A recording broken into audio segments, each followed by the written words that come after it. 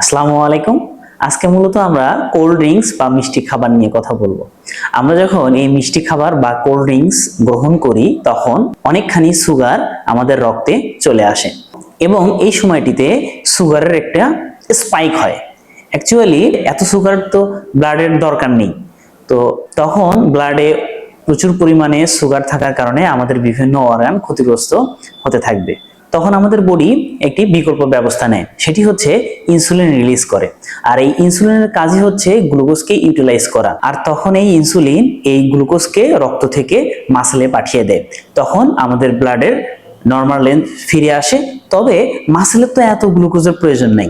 তখন মাসেল এই গ্লুকোজগুলোকে গ্লাইকোজেন হিসেবে অথবা ফ্যাট বা চর্বি হিসেবে জমা রাখে এবং পরবর্তীতে আমরা ফ্যাটিস হতে থাকি বা ফ্যাটি লিভার সহ, ডায়াবেটিস সহ, হার্ট অ্যাটাক সহ নানা জটিল সমস্যায় আমরা ভুগতে থাকি।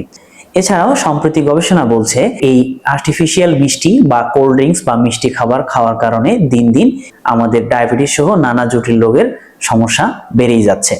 সুতরাং আমাদের হেলদি এবং সুস্বাস্থ্য লাইফ লিড করার জন্য এই মিষ্টি খাবার বা কোল্ড ড্রিঙ্কস এই সব খাবার গ্রহণ করা থেকে বিরত থাকতে হবে।